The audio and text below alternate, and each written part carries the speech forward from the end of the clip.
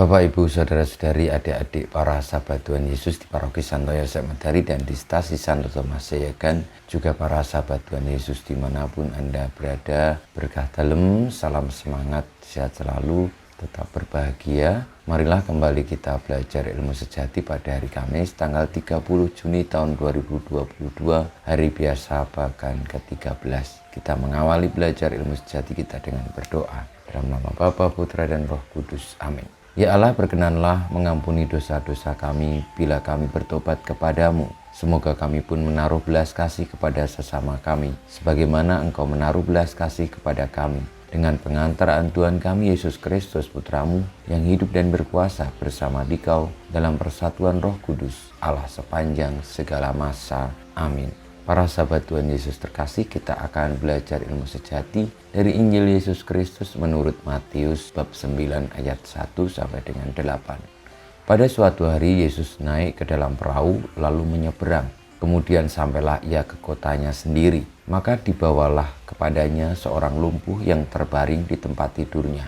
Ketika Yesus melihat iman mereka, berkatalah ia kepada si lumpuh, "Percayalah, anakku, dosamu sudah diampuni." Maka berkatalah beberapa ahli Taurat dalam hatinya, "Ia menghujat Allah." Tetapi Yesus mengetahui pikiran mereka lalu berkata, "Mengapa kalian memikirkan hal yang jahat dalam hatimu?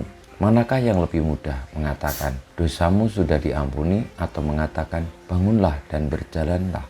Tetapi supaya kalian tahu bahwa di dunia ini Anak Manusia berkuasa mengampuni dosa." Lalu berkatalah ia kepada si lumpuh, "Bangunlah, angkatlah tempat tidurmu, dan pulanglah ke rumahmu." Dan orang itu pun bangun lalu pulang. Maka orang banyak yang melihat hal itu takut, lalu memuliakan Allah karena ia telah memberi kuasa demikian besar kepada manusia. Demikianlah sabda Tuhan, terpujilah Kristus. Para sahabat Tuhan Yesus yang terkasih, mukjizat penyembuhan orang lumpuh yang dilakukan oleh Tuhan Yesus ternyata tidak menyenangkan orang-orang Yahudi yang secara khusus para ahli Taurat. Tuhan Yesus yang karena kebaikannya mengampuni dosa orang yang lumpuh sehingga akhirnya menjadi sembuh, dianggap menghujat Allah oleh ahli-ahli Taurat. Karena menurut ahli-ahli Taurat yang bisa mengampuni dosa itu hanyalah Tuhan.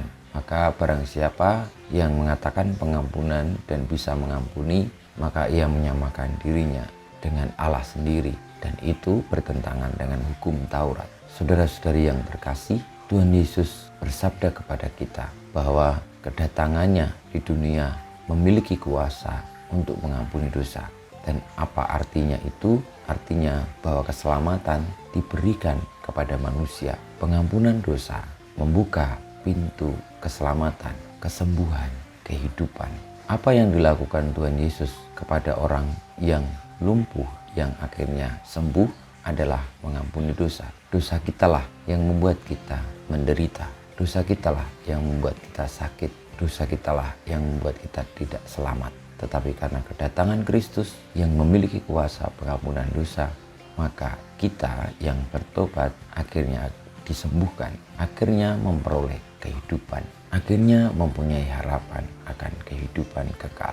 Marilah kita membuka hati akan kebaikan Allah itu yang hadir di dalam diri Tuhan Yesus, dengan membuka hati untuk senantiasa mau bertobat, mau diampuni, dan juga terlibat di dalam pengampunan. Percaya bahwa Allah hadir di dalam Tuhan Yesus yang mengajak kita juga untuk saling mengampuni.